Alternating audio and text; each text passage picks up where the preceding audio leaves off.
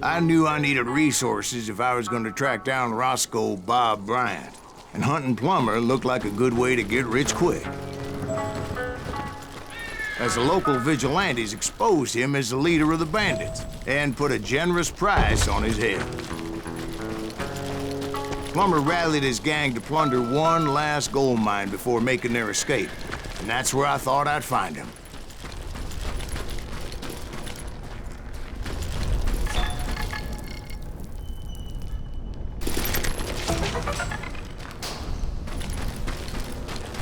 It makes me nervous, Danny. Close to all these goddamn barrels of gunpowder. Why would you be nervous? Oh, yeah? Well, who the hell is that? As my late father pointed out to me more than once, God made men, but Samuel Colt made them equal.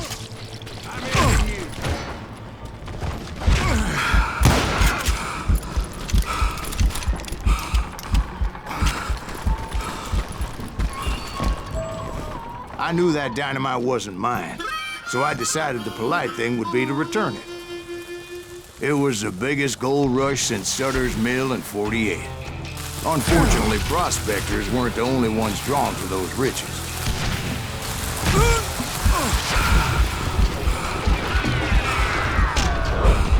There were thieves and killers, robbing travelers and hijacking gold shipments. Like those that ran with Plummer. Some were just regular folks I knew from town, drawn by greed and easy pickings. Charlie Crow, the blacksmith. James, who worked in the stable. Sam and Jeremiah Barber, the butcher's sons. Ordinary citizens who lived a double life. Stealing and thieving and murdering their neighbors. Of course, the rest were veterans of the Civil War. Stone-cold killers trained on the bloody fields of Shiloh and Antietam. Plummer had a lot of men on his payroll. A hell of a lot. If Daddy had lived to see Alfred Nobel's explosive invention, my guess is he would have told Samuel Colt to kiss his ass.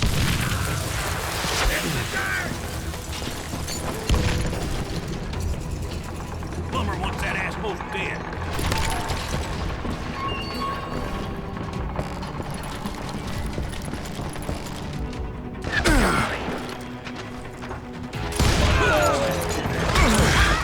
Dangerous, desperate individual. I was outnumbered and in way over my head, but I was too damn stubborn and stupid to realize it.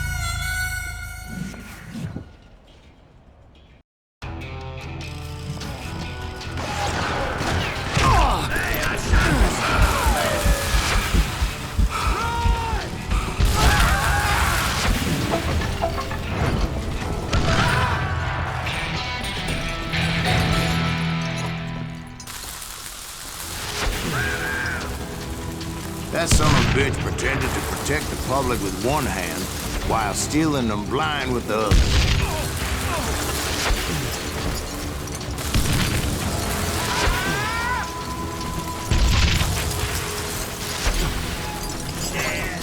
He set up a defensive perimeter which I had no idea how to breach.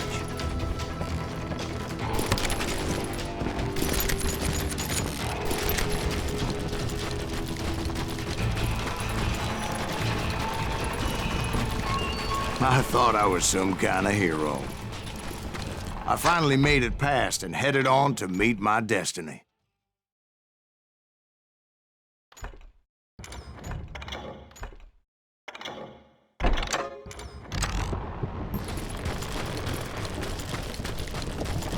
But first, I had something I needed to figure out.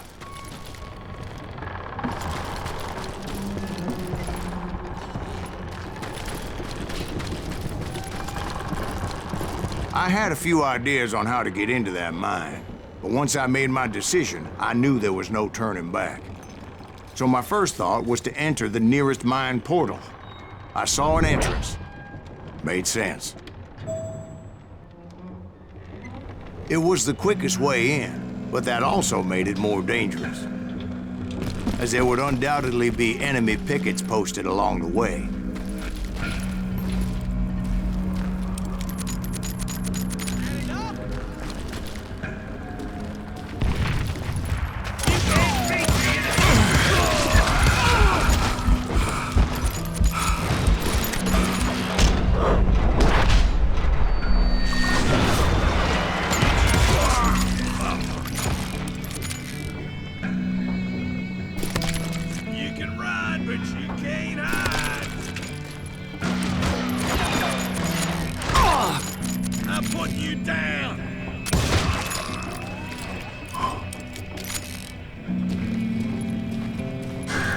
Besides, once you enter a mine like that, it's easy to get all turned around.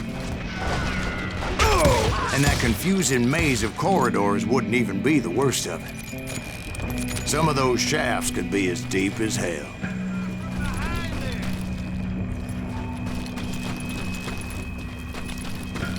It's you or me!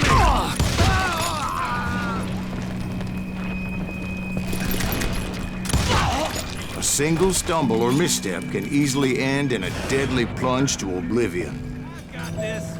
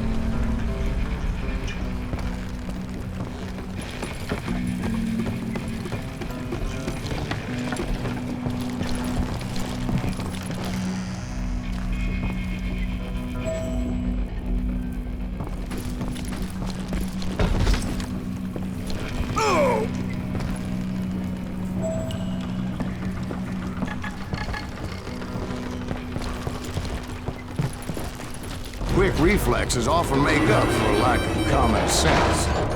Luckily, I was never one to be easily bushwhacked. I would just need to be careful not to blow myself to kingdom come.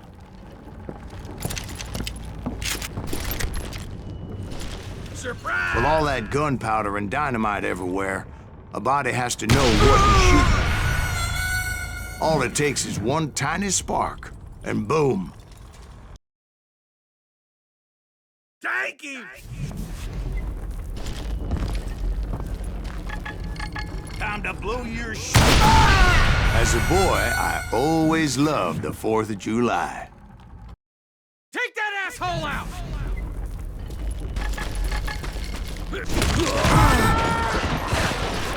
One wrong bullet could have turned that mine into a dad-blasted tube.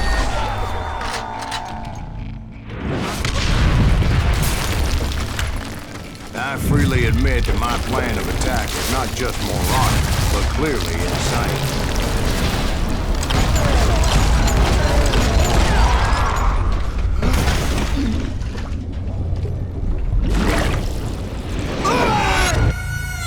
It's a good thing that I abandoned that ridiculous plan before I even tried it.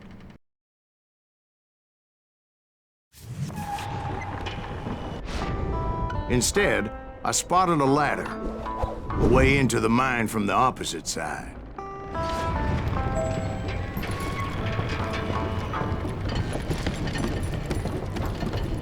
It was a long way around, but that approach seemed more sensible at the time. Of course, being I had a problem with heights, that scaffolding scared the bejesus out of me. Climbing down that ladder required some caution. Because even though I had a younger man's reflexes, no man can dodge a damn bullet while climbing down a rickety ladder. I needed to make a leap of faith. I was determined not to give up, however. As Sheriff Plummer seemed quite a despicable character. When the vigilantes discovered what the sheriff was up to, people were outraged. That 10,000 they put on his head would go a long way to helping me find old Bob. And I had made it my mission to settle that score come hell or high water. But first, I would have to make a choice. Take the elevator or climb the ladder.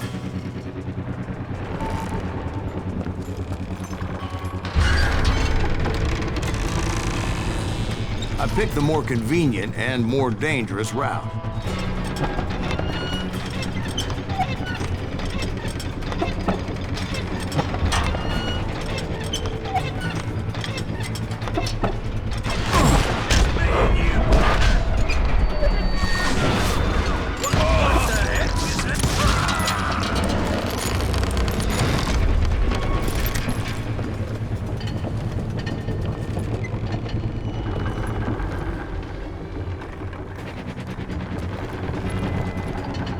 Plummer was a mad dog killer, and the people of Nevada City deserved it.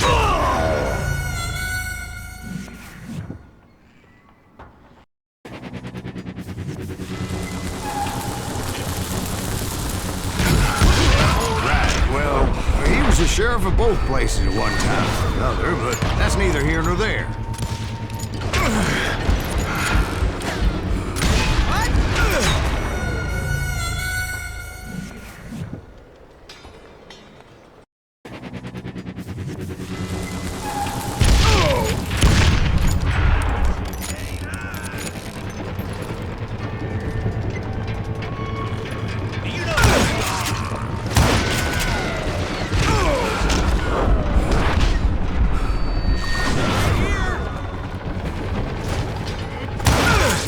The point was, taking him down would save a lot of lives, including my own.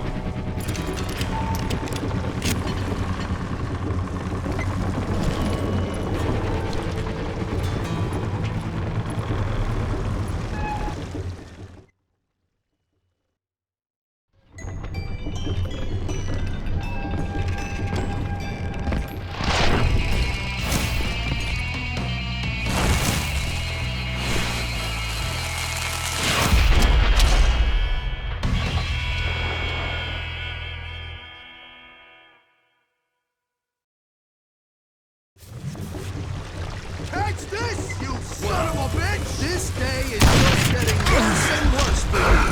Hey! Henry Plummer was clearly unhinged, and I could see right away that this was gonna take some doing.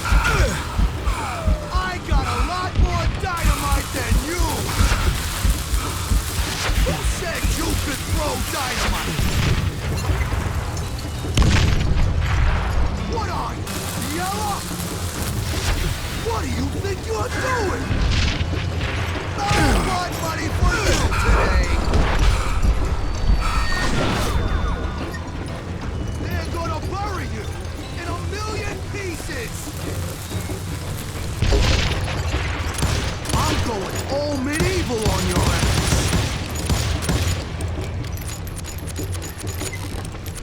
You can run, but you can't hide forever!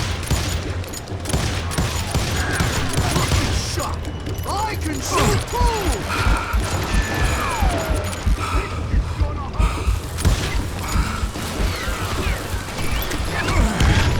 How you like that?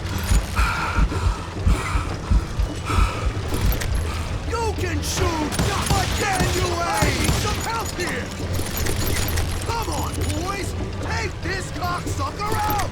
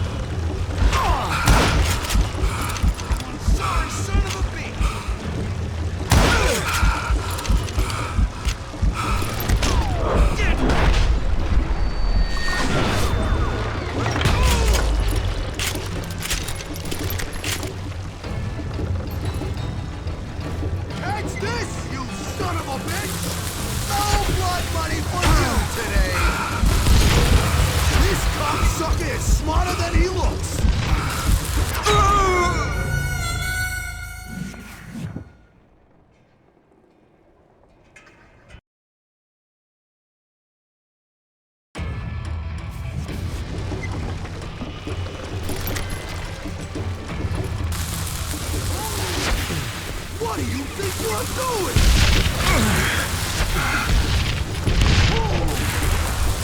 This cocksucker is smarter than he looks!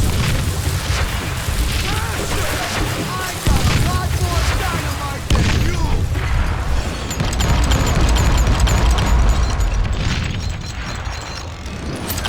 I'm going full medieval on your ass! What?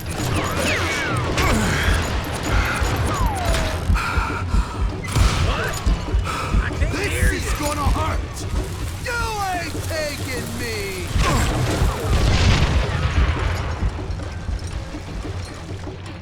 Show yourself! No blood money for you today!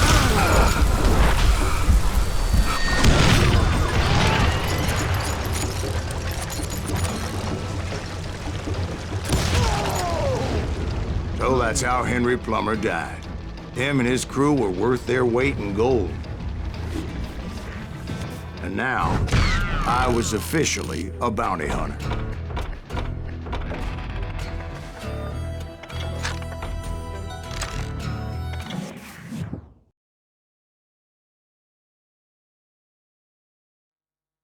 So, did you finally go after that Bob feller? Well, I heard word he was in Kansas with John Wesley Hardin. So that's where I went. Where in Kansas? Abilene. Why do you ask, Ben? No reason. Was Hardin as fast as Ringo? Ringo was fast, but John Wesley was as fast as the devil himself.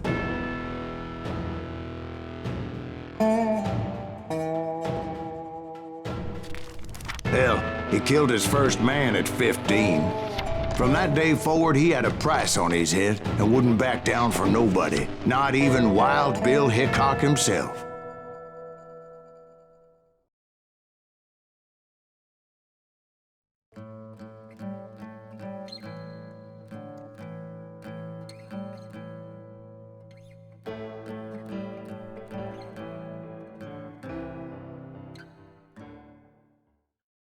I dodged death many a time, and that night in Abilene was no different.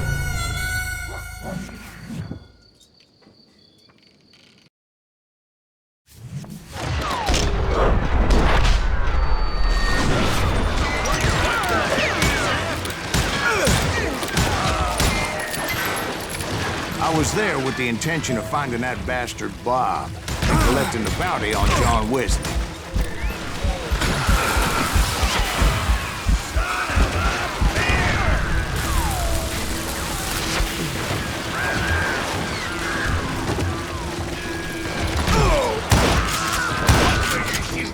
I thought the Texas Rangers got Hardin. Yeah, that's what they want you to believe. Can't get a good shot at it.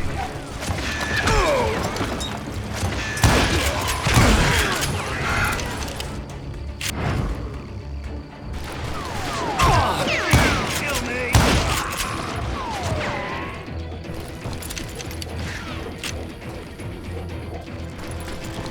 You can't hide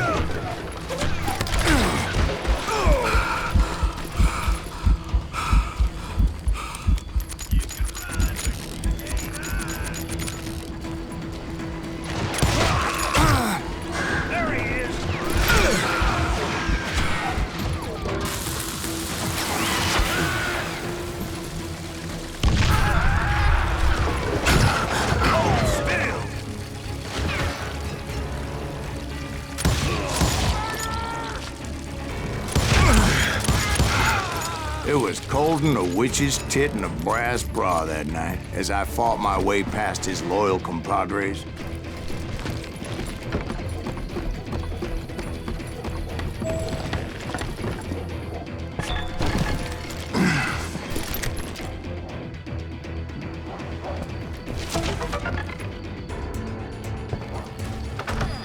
the very same saloon we're sitting in today.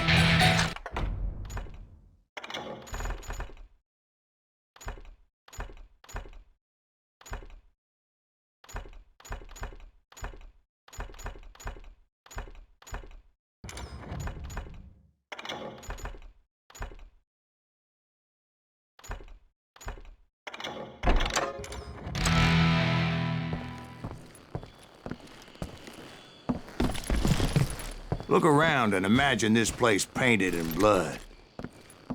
Hardin was waiting for me, and...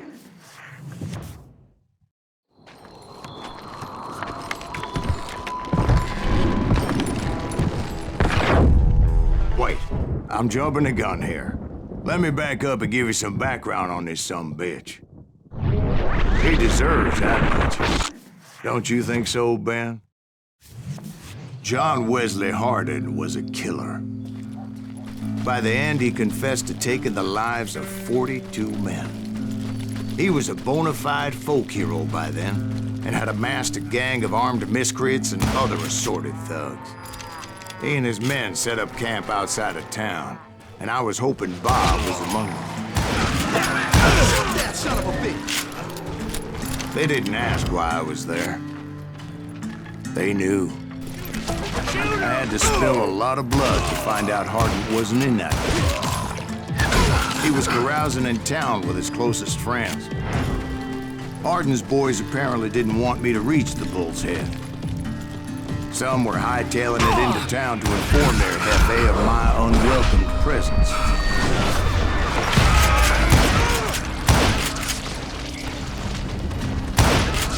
Tell Hardin someone's coming for him! Stop that sumbitch! Let the boys know we got another law dog.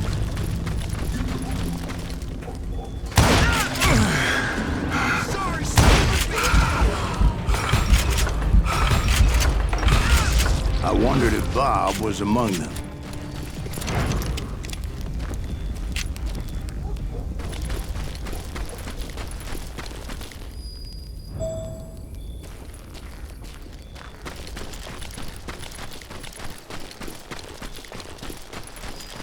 And I steeled myself for the fight ahead. For as good as I was, deep down I wondered if John Wesley wasn't just a little bit better. Before I could test my mettle against Hardin, however, I would first need to dispatch his cadre of hired killers. Most of these degenerates were beyond redemption. But John Wesley might have been a different story. I didn't learn until later that that night was in fact his birthday celebration.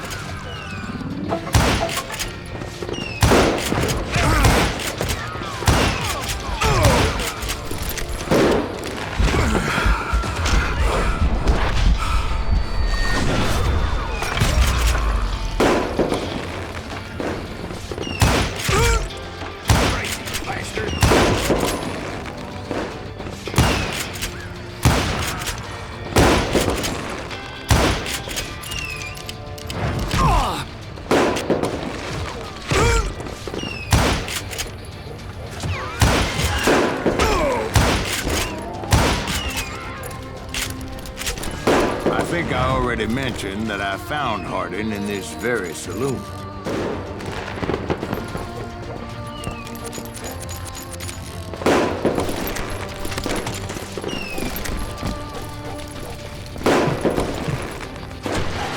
Suffice it to say, nobody there was happy to see me.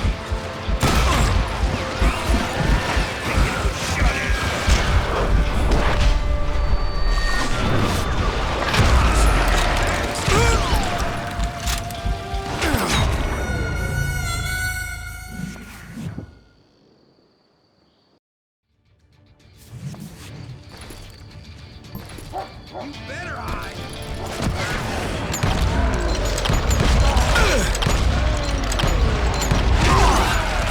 In fact, I felt a certain hostility.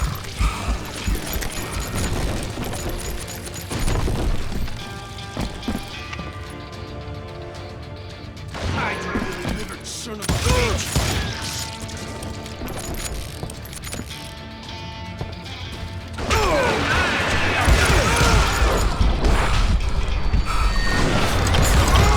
I was disappointed that neither Bob nor John Wesley were among the dead.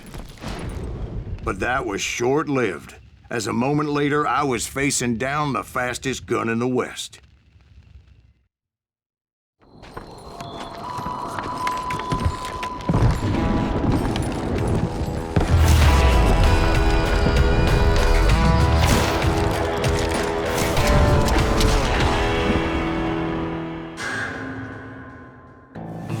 I felt a bolt of adrenaline, or maybe that was fear. He was well known for his tricks, and I knew I'd need my own if I was ever to defeat him.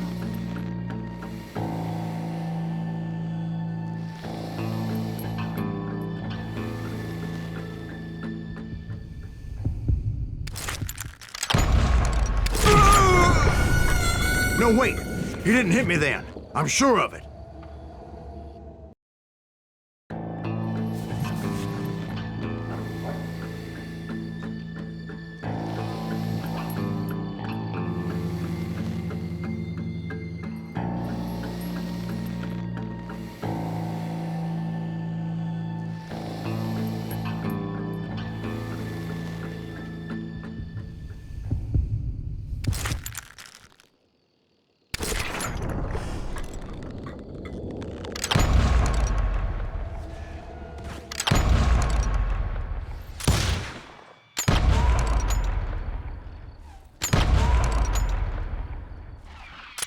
That man was faster than greased lightning. But being inebriated as he was, he didn't count his shots. And now, he was at my mercy. So he didn't die? No, I sent him to prison. Years later, after he was free, some restless avenger took his life. Shot him in the back in a saloon just like this one. Anybody up for another beer? Ben?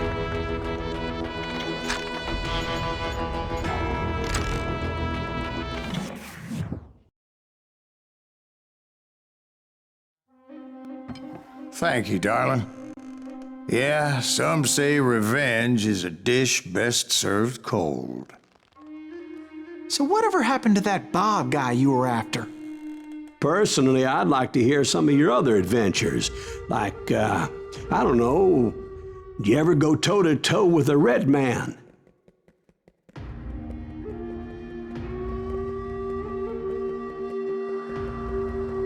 Yes, I did, Ben. I remember once I was after this renegade Apache, Grey Wolf. Strangely enough, revenge was also his primary motivation.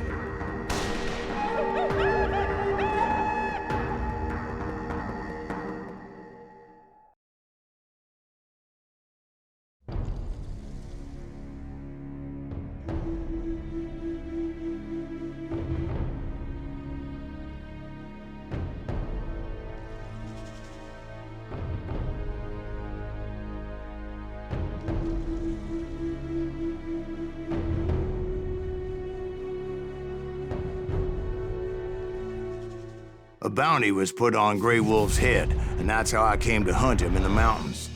Mountains so high they tickled the nether regions of heaven.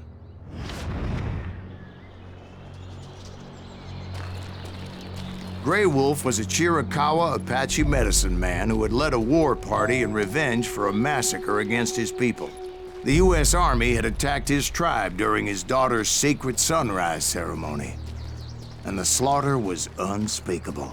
I understood his anger, as there's nothing more traumatic than seeing those you love die in a cruel and painful death.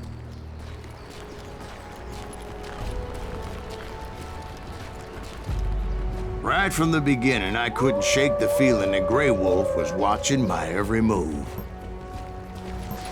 He led a band of young Apache warriors who wanted retribution and were more than willing to die for him.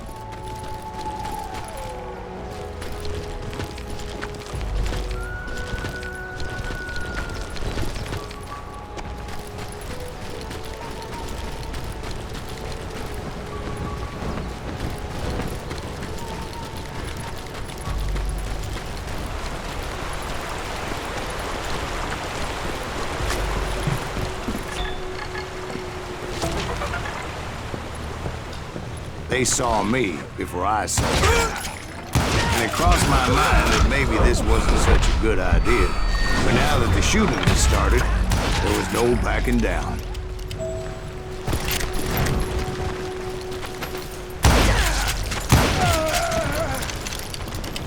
It was rugged country, the winter home of the Chiricahuas. And that's why they had retreated there.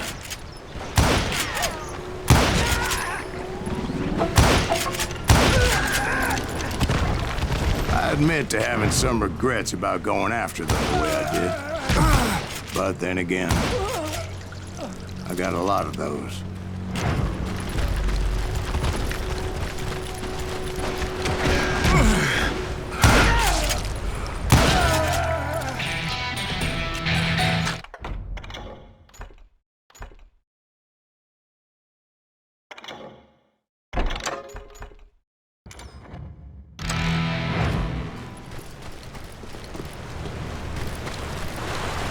Did you find Grey Wolf? Not at that moment, but I did find the entrance to their hideout.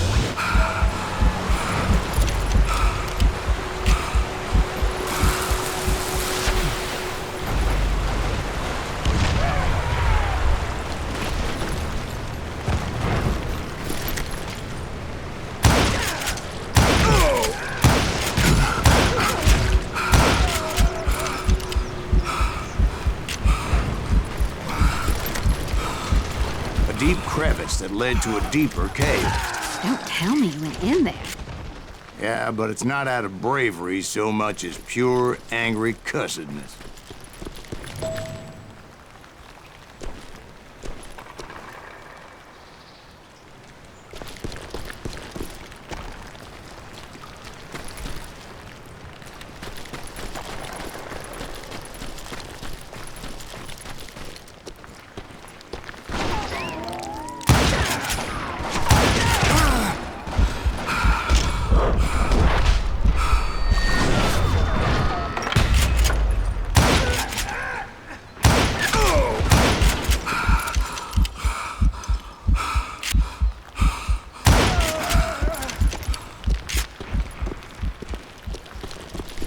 See, back then, I had a stubborn streak a mile wide, and I wasn't about to back down. So it was like pitch black in there? Actually, it was pretty well lit, as they had torches on the walls.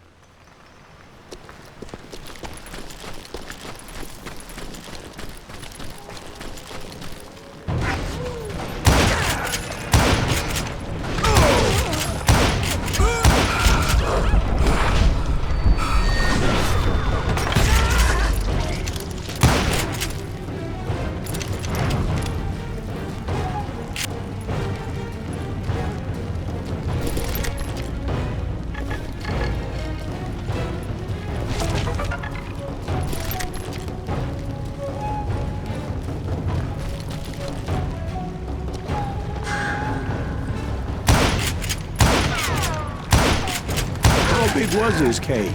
Big as hell, Ben. Chiricahua had hid out there during the Indian Wars.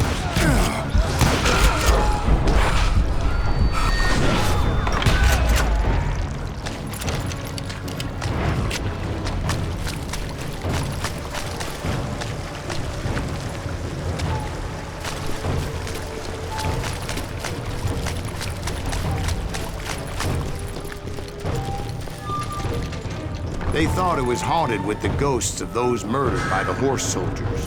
The cave was haunted with dead Indian ghosts? To be honest, I was more concerned with the live ones than the dead ones.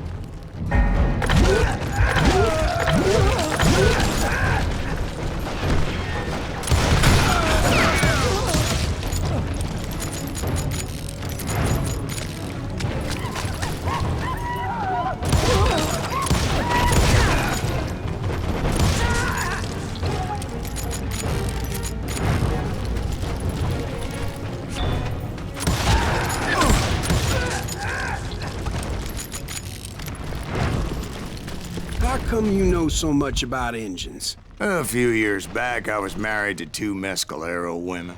At the same time? Yeah, they were sisters. Polygyny is traditional among the Mescalero. So what happened? Oh, I had to get out of there. Those girls never shut up. Both of them nagging at me all the time. Drove me half crazy. Haven't seen them since. No, I mean, what happened with Grey Wolf? Oh, well, I pursued him into the Cave of Death.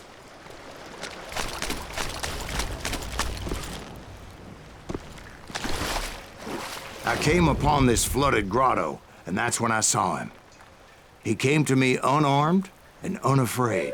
His voice echoed in the shadows, and I sensed he meant me no harm. You carry great darkness in your heart, and if you do not release it, it will claim your soul. The sound of his voice put some kind of ancient Indian spell on me. As his story unfolded in my mind, You will come to this place again and kill many more men, and the darkness will grow until it consumes everything that you are. The soul would have no rainbow if the eye had no tears. he said I was a great warrior, a coyote man, unequaled by any other pale-faced warrior, or something like that.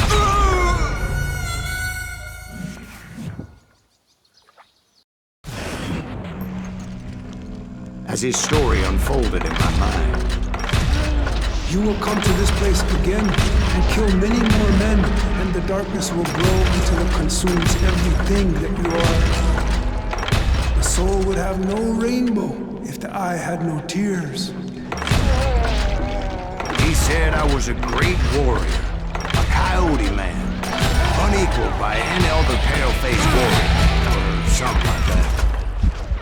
The snakes will bite shadows of your past until a venom poisons your heart, and an echo of the song of the dead summons the spirits deep from within the mountains.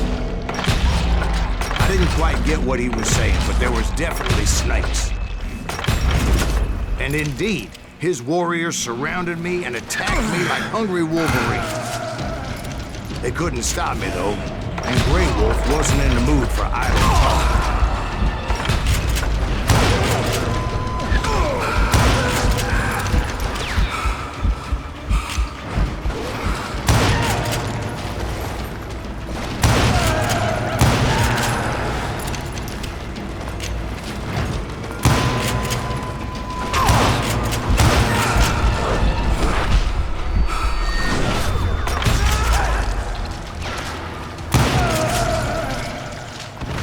I swear I couldn't see any way out of this trap.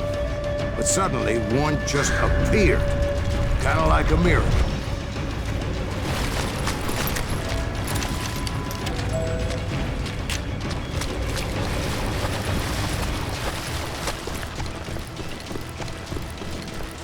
I felt like I would be lost in that damn cave forever.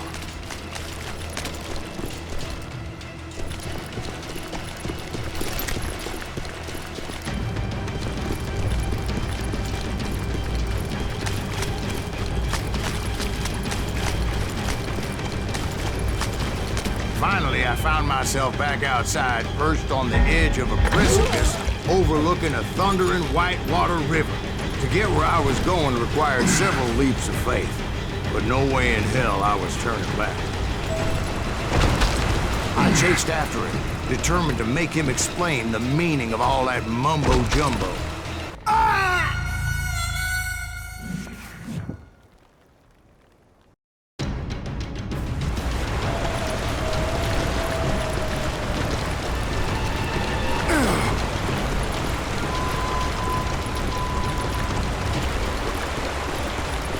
There were dozens of Apache warriors aiming at me from on high. Dozens? Well, maybe not dozens, but there was a lot of them. At least 3 or 4. Well, more than that, little lady.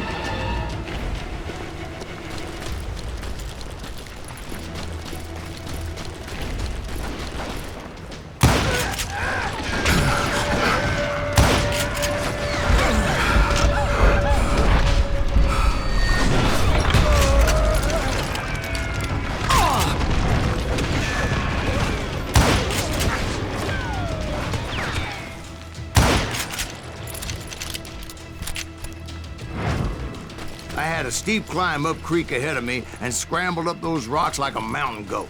I was determined to locate Grey Wolf and find out exactly what the hell he was trying to tell me. And wouldn't you know it, that crafty son of a bitch led me right into a trap. What kind of trap? Well, son, there had to be at least 100 Apaches surrounding me. 100? God be my witness. Oh, come on. Who are you kidding? Hey, I believe you. Come on, tell us how it ended. All right, but I'm not gonna drag this out. Where were we? You were surrounded by 100 Apache warriors. Well, I didn't take the time to count them exactly, but there were a lot of them.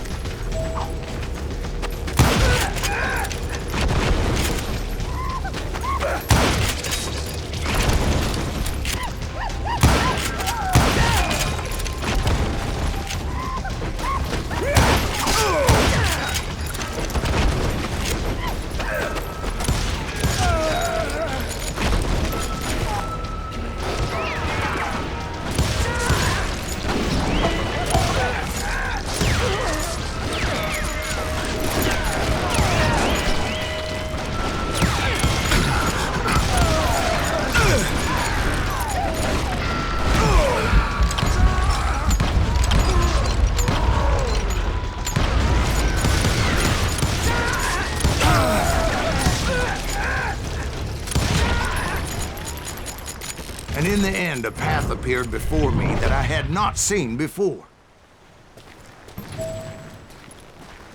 I followed it as I desperately needed to find out what Grey Wolf was trying to tell me. But it was like that son of a bitch disappeared into thin air.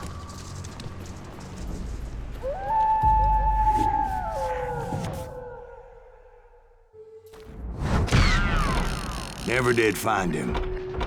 And never did collect my goddamn bounty.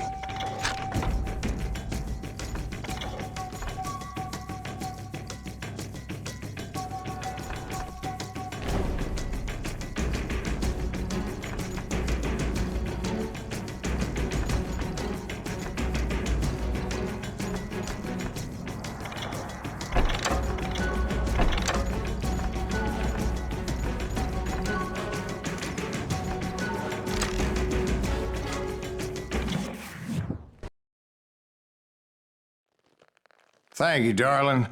It's interesting how the truth can sometimes seem might malleable, depending upon your point of view.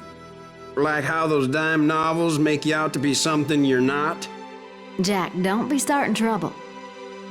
No, he's right. They do tend to exaggerate. Did they exaggerate your part in taking down the Daltons? Well, I was there in the flesh, boy, so I saw what happened firsthand.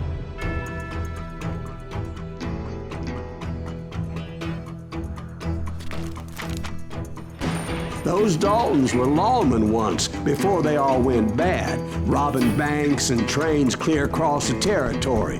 Until Coffeeville, of course. I was one of the citizens who took up arms that day. Fighting on the side of right? I did my best, sir. We all did.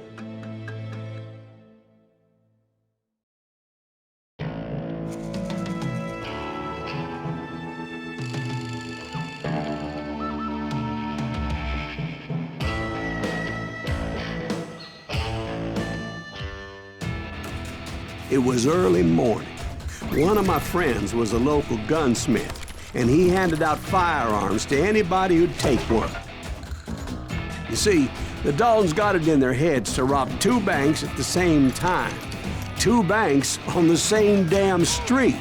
The story was Bob Dalton's girl was always riding him about how he had no ambition. Well, you're nobody next to Jesse James, she'd say. Finally, the bastard took his brothers to Coffeeville just to shut her up. Well, the locals recognized the Daltons right off. Before they could get away, half the town took up arms to defend their property.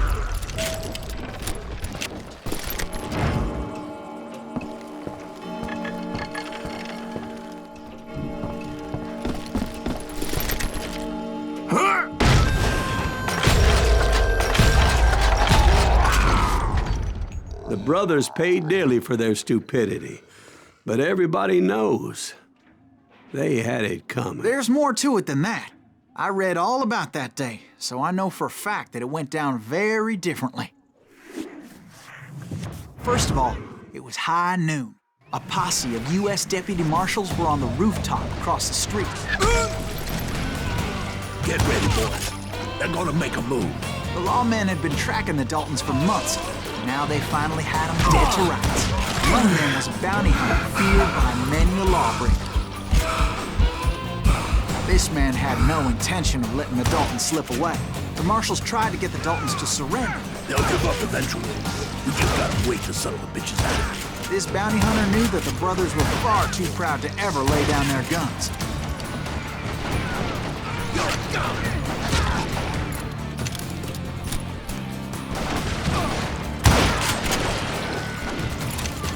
He went in there alone to confront those criminals.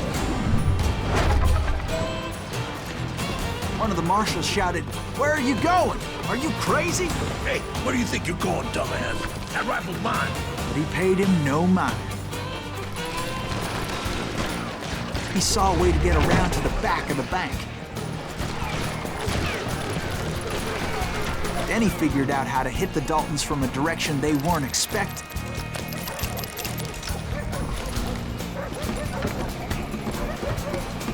From above.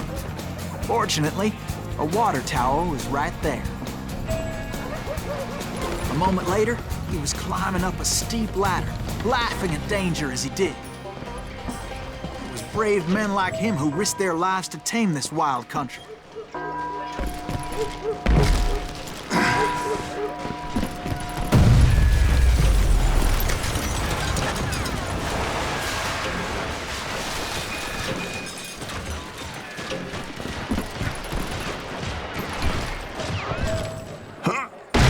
We've got company.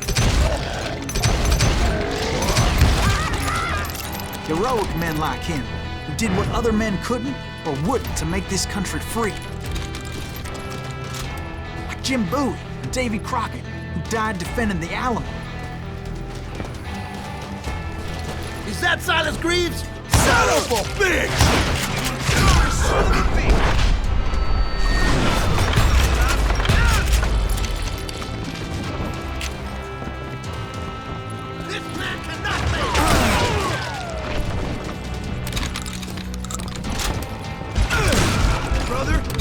Make you pay for that.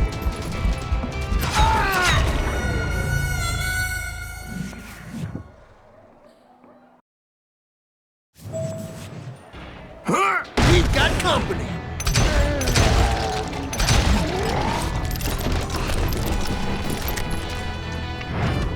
Is that Silas Greaves? Son of a bitch!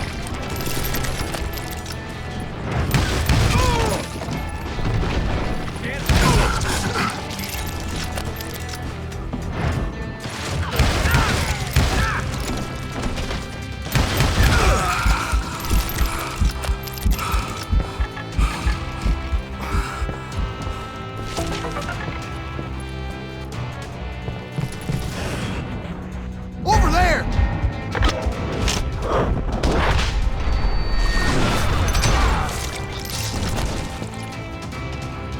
That's Silas Greaves. What the hell?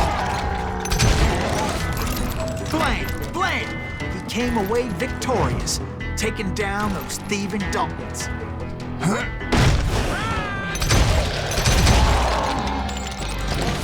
His name was Silas Greaves, and when the dust finally settled, he was the last man standing. Sorry, kid, but that just wasn't the way it happened.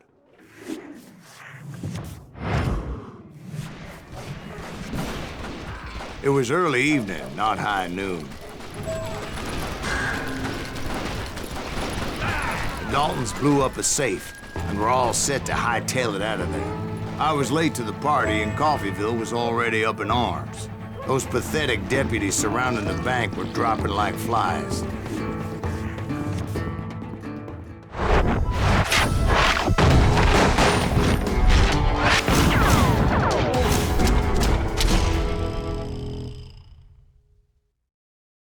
I had been tracking those jokers for months, waiting for them to do something reckless. And finally, they did. Those stupid bastards decided to rob 2 banks at the same time in the same town where everybody knew them. But they still had friends in Coffeeville.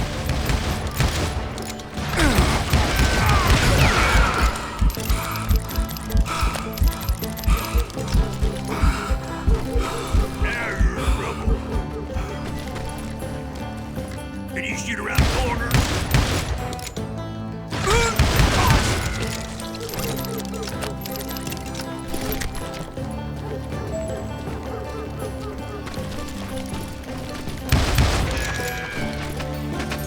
Hey, we got us an eagle. Put some holes in them! Those friends came after me like a pack of wild dogs, tooth and nail. They were coming at me from all directions. I caught sight of the Daltons running with the money and didn't want to lose them. The problem was, they knew the town better than I did. And to top it off, I found myself in the middle of another shootout entirely. Did the Daltons hole up in somebody's house? No, it was the Smiths, I believe.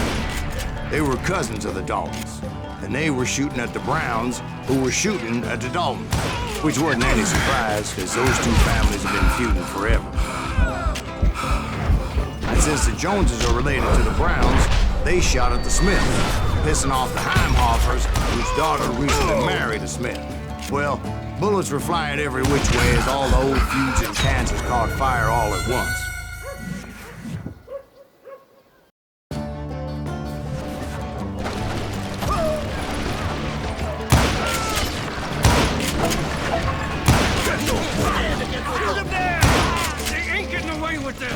Come on, we gotta get out of here. I think they know who we are!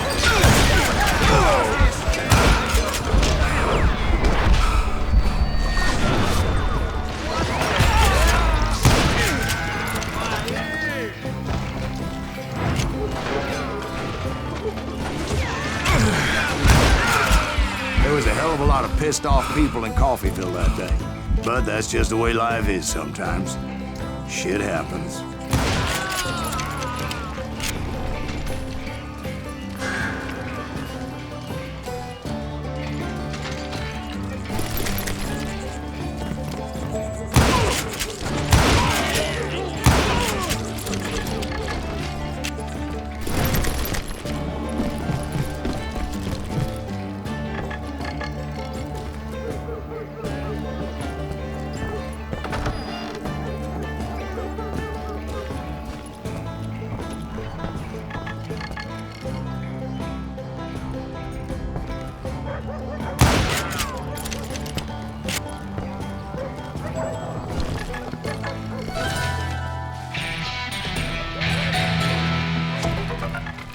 The Dalton boys knew I would never give up. Those Daltons weren't the sharpest knives in the drawer, but they always stood together. They set a trap to slow me down and allow at least 2 of them to escape. The 3rd brother stayed behind to plant me, just in case that trap of theirs didn't work.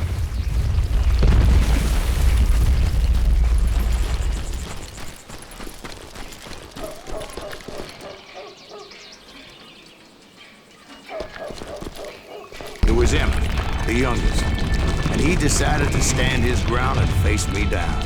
I ain't afraid of you, Silas Greaves. This is where it ends for you. He was determined to protect his brothers. And I understood how he felt. Taking me on all by his lonesome wasn't exactly a recipe for a long life.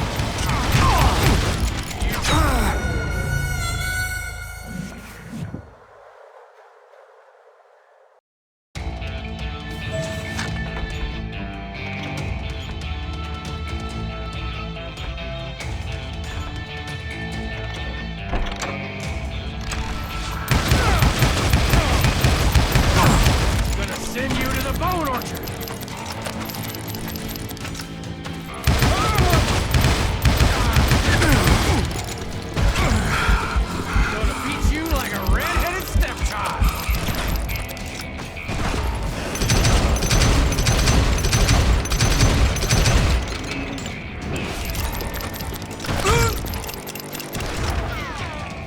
getting by me, Greaves.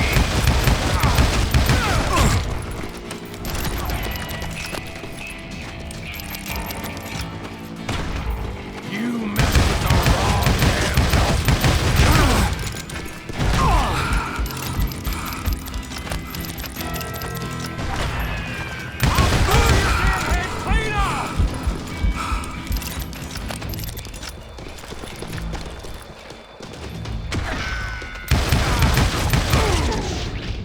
But Emmett Dalton survived the robbery in Coffeyville. He's the only Dalton who did. They say he was shot 23 times. Well, Dwight, who do you think put all those damn holes in him?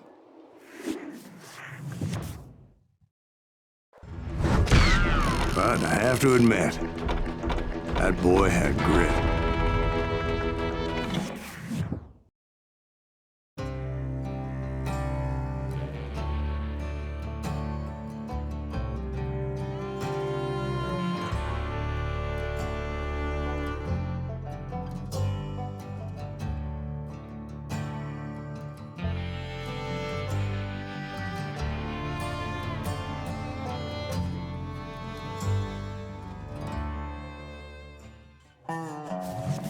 We'll get those suckers! It took me a couple of days to track the Daltons down. They can't get away with this! And in that time, a whole posse of local vigilantes offered to lend a hand. We'll track them to the ends of the earth. They seemed as determined as me to find those outlaws. But as we headed into those swamps, it was like I had my own private army.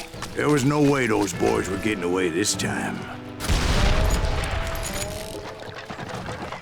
It was early fall, right? Beautiful time of year. At least you had the weather on your side. Not by my recollection. It was damp and foggy as hell. It was tough to stay on a true course.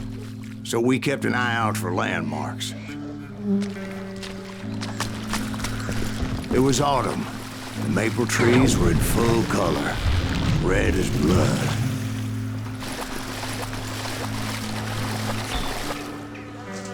The rains that year were torrential, so the whole area was flooded. The vigilantes had spread out wide, and pretty soon I couldn't see anybody.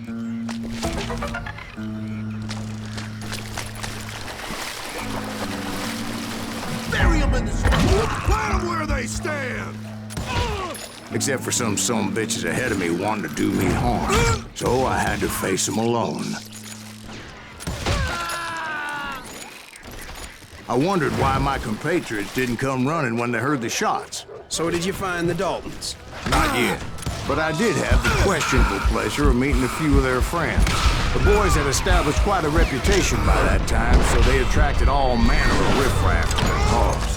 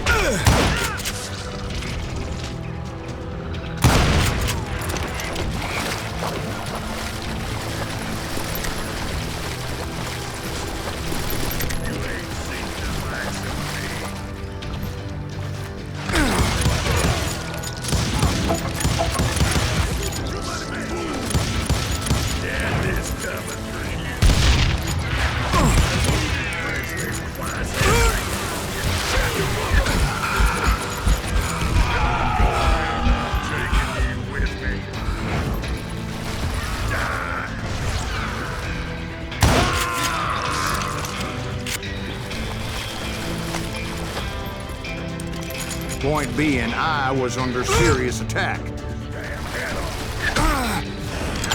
And my reinforcements was nowhere to be seen.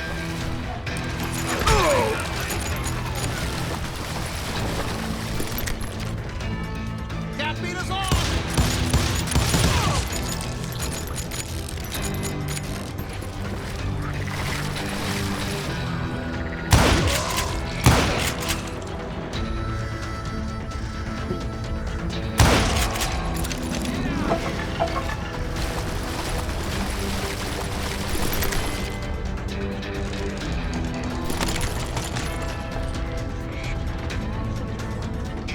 I'm ending you!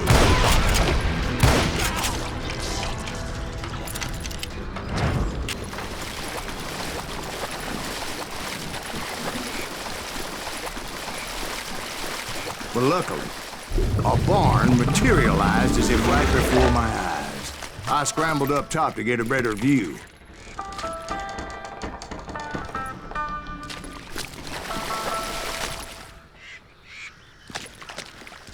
But just ended up falling inside. So, how did you get out? The barn doors was open. About right then, I saw some suspicious characters running for the bushes. Of course, I followed them.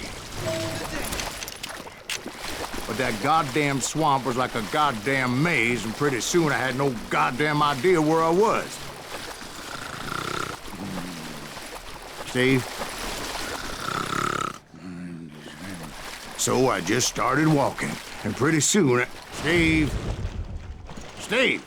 Huh? Oh, no, I'm listening.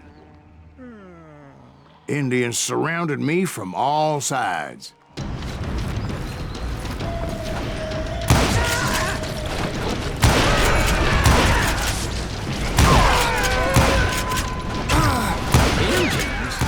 There were Indians. No. I just wanted to make sure Steve was paying attention. Now, where was I? You were following the Daltons through a swamp? That's right. See, Steve? Dwight's paying attention. No, I'm listening. I was just resting my eyes. So, where was I? The Daltons. Right. See, there's a reason so many outlaw gangs are made up of brothers. Being a brother is a very sacred thing. It's a bond like no other.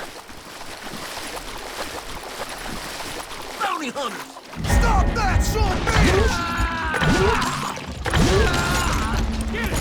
So did you ever find the damn Daltons? Not yet. But I did find a few of their cousins. These Kansans breed like rabbits.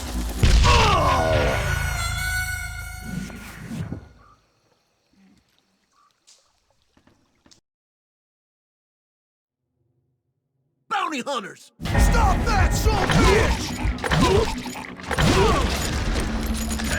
So did you ever find the damn Daltons? Not yet. But I did find a few of their cousins. You Kansans breed like rabbits.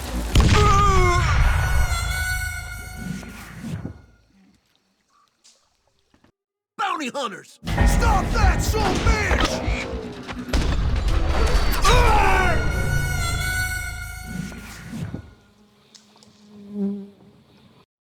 Bounty hunters! Stop that, son bitch!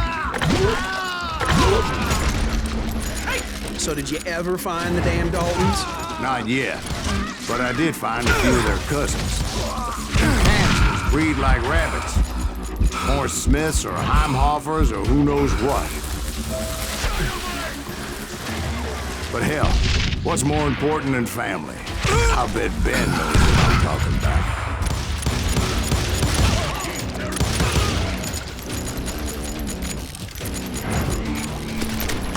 Bury him in the swamp!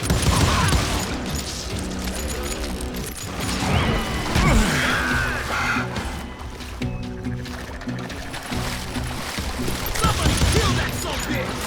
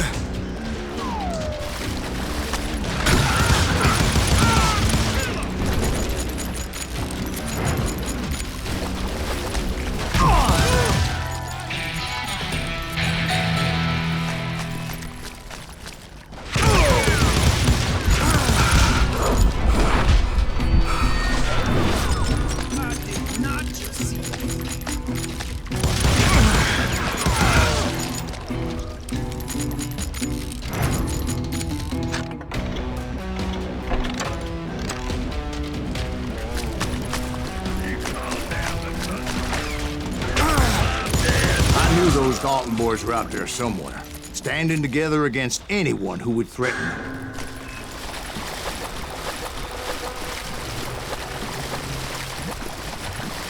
And that's when I saw it. A goddamn steamboat. A steamboat? In a swamp? Yeah, Steve, but this wasn't much more than a wreck, really. But how'd a damn steamboat end up in the swamps? Guess it floated off during the flood of '89. Now, was it a stern-wheeler or a side-wheeler? What? Does that really make a difference, Steve? It was a steamboat with a goddamn army on board.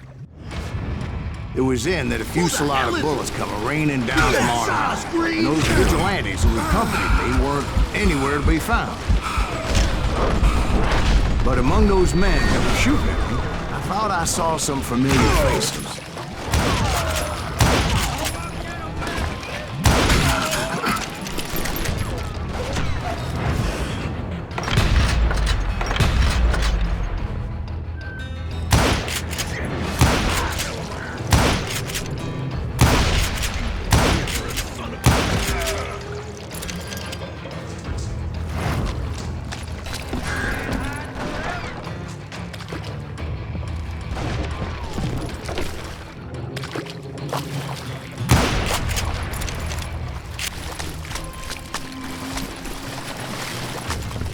It's you or me?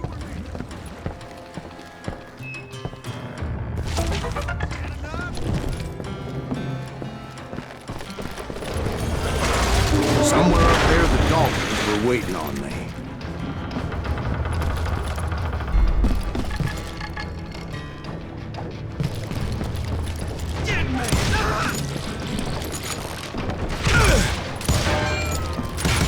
Sounds like you don't give up too easy. That's the kind of man I am, Ben. I set out to do something. I do it. Surrender just ain't in my nature. Plus, I'm stubborn as hell.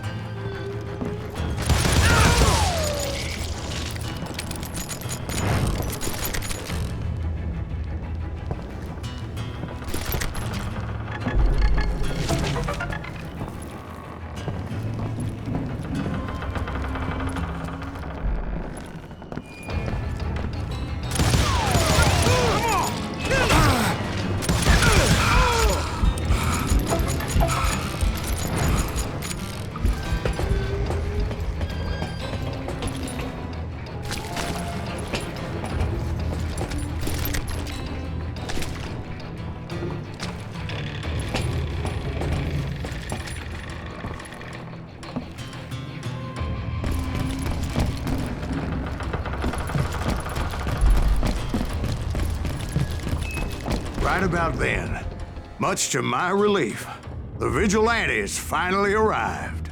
Their leader motioned at a cabin in the middle of the top deck, pointing me directly at the Daltons. I finally had them, after months of dogged pursuit.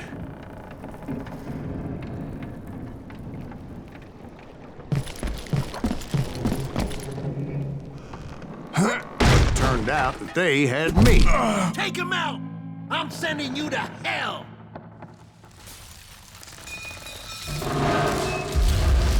The Daltons had played me Not so like a tough after fiddle. all, is he? Apparently, the vigilantes were on their damn payroll. They didn't just want to shoot me. They wanted to burn me alive. But finding my way out of a burning labyrinth proved to be quite a challenge. It was a riverboat, right? I mean, it's not like it was a goddamn ocean liner. Oh, yeah, but I was in a fight. About that ship that's gonna launch next year? Largest one in the world. We're well, talking about the Titanic. If you'd ask me, it's too blessed dead. I don't think it'll even float. So anyway, Don't be stupid, Steve. They know what they're doing. They say that the Titanic is unsinkable. oh God, But getting back to that steamboat, how'd you get off it, Mr. Greaves? I took in a lot of smoke that day, so I admit my recollection might be a bit hazy. But somehow I managed to finally disembark. I was coughing up smoke and pretty damn pissed. I was done playing games with those boys.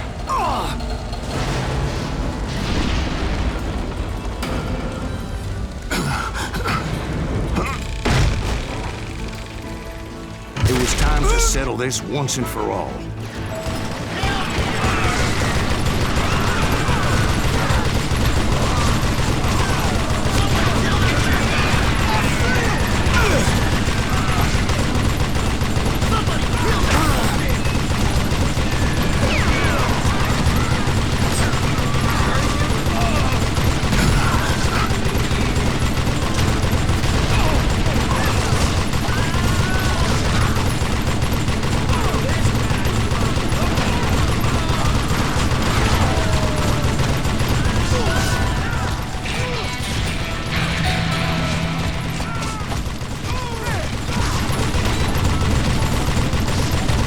Bob and Grat weren't about to come at me one at a time. They were in this together.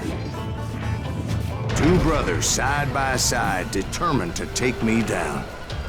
Confident that this time the odds were on their side.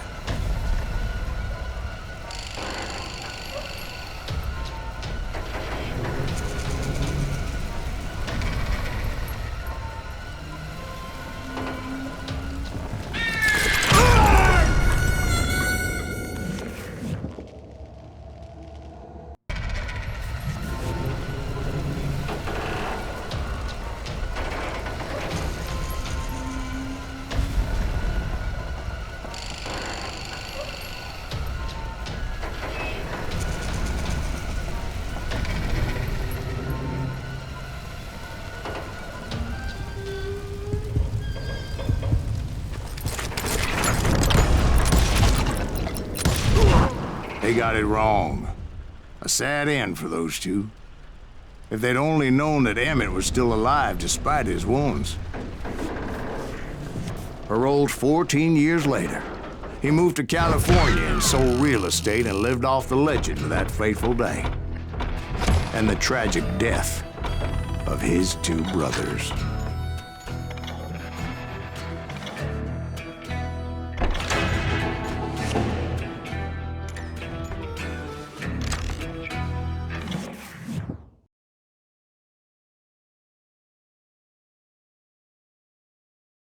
My own brothers died tragically as well, truth be told.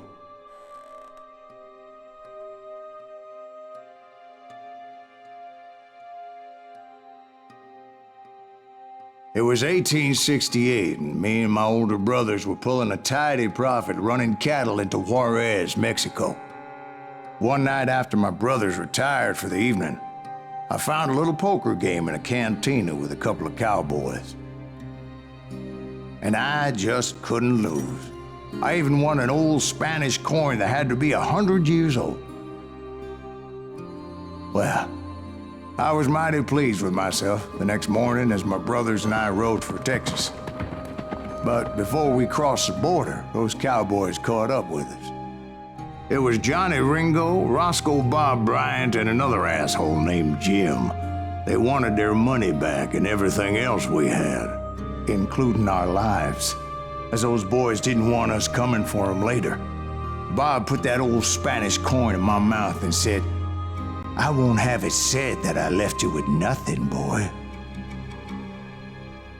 Well, those horses bolted, and there we hung as those bastards rode away. The branch finally snapped under the weight of the three of us, but being my older brothers were bigger and heavier, they were already dead. And right then, I swore to myself that I would avenge them. Ringo you know about. But Bob eluded me, until I heard he was riding with the Wild Bunch.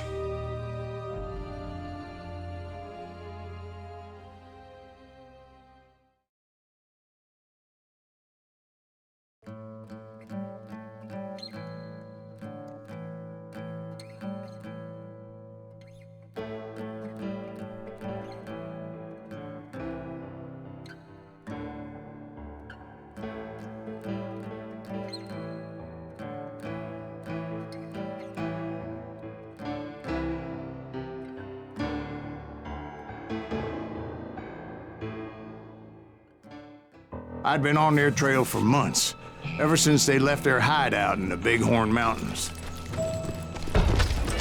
Led by Butch Cassidy, they were a loose association of outlaws who robbed banks and trains from Colorado to Montana.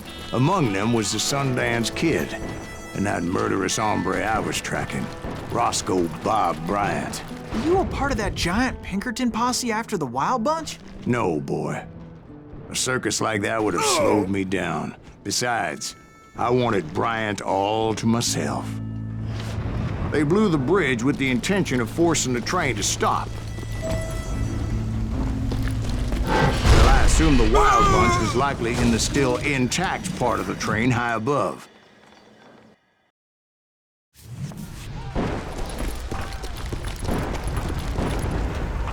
So I had no choice but to make my way up through the passenger cars dangling down. I was determined to make that sumbitch Bob pay for what he did to my brothers.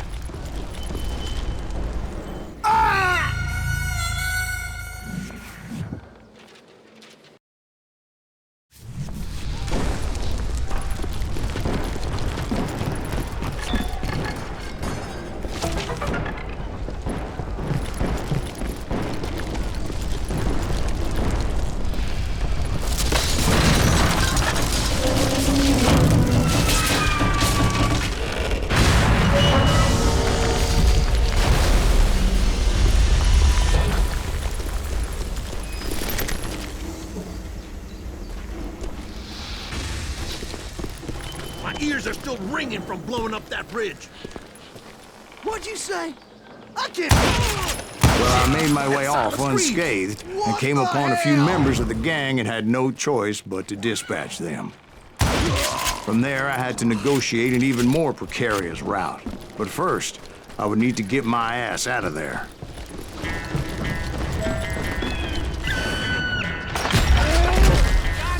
I jumped from the frying pan into the fire as the train was clearly fixing to fall. I had found the gang, but in order to find old Bob, I needed to fight my way forward past a whole passel of desperados. Outside, inside, any way I could, I made my way towards my prey. Well, what about the passengers? It was mostly a freight train, as I recall. There were no passengers aboard that day.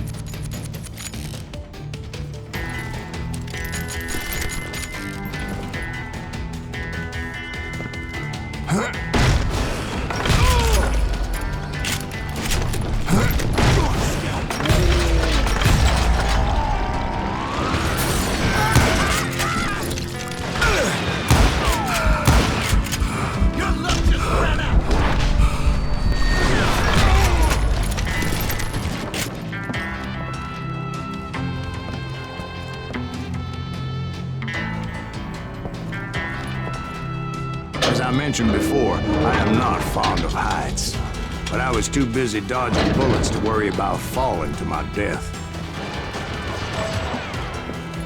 Odds were I was likely to die that day anyway, so I was determined to take down as many of those bastards as I could. No help to kill the lights!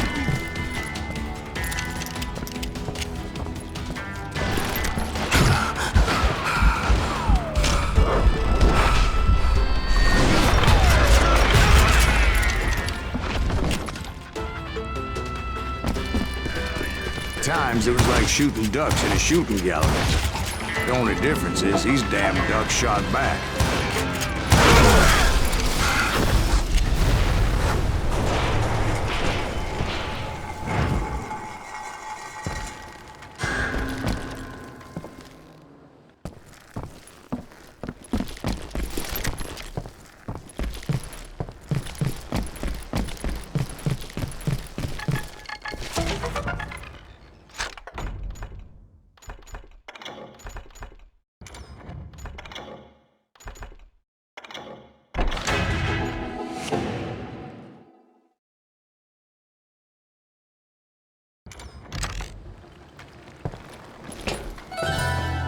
I kept hoping the law would show up and give me a hand. You mean like that giant Pinkerton posse that I read about? Did they come riding in, guns a-blazing to help?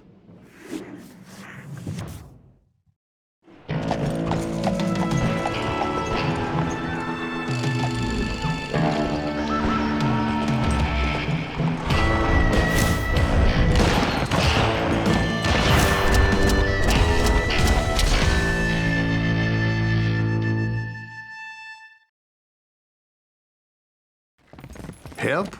From the Pinkertons? No, son. I had to fight the wild bunch all by my lonesome, as usual. Who the hell is that? God damn you! Take cover! Retreat! Retreat!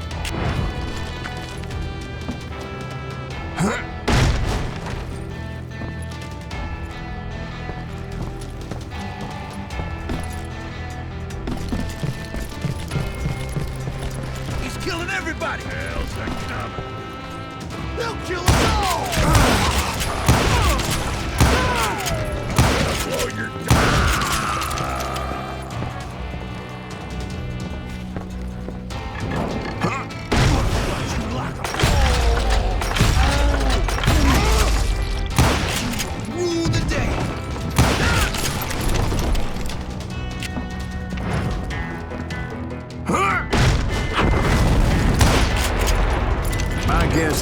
dime novels didn't portray this as it happened, did they? Only a few stragglers were left. I had to cut them down pronto if I was going to stay on old Bob's trail.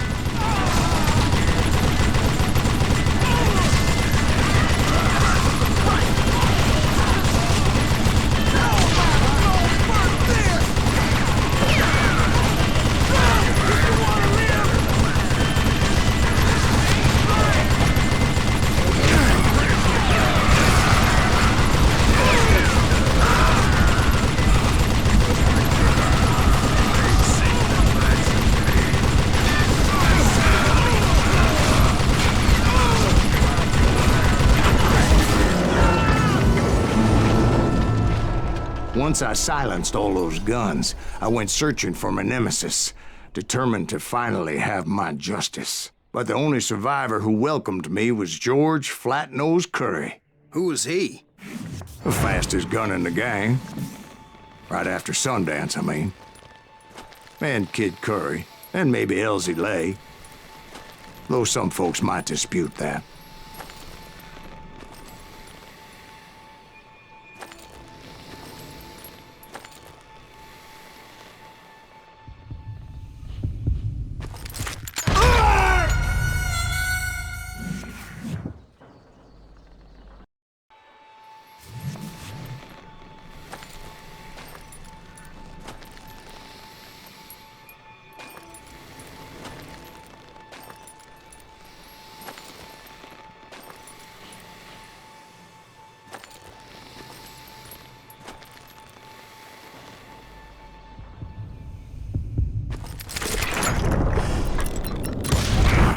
On that very same day, Butch Cassidy and the Sundance Kid decided to leave the Wild Bunch behind and decamped for South America.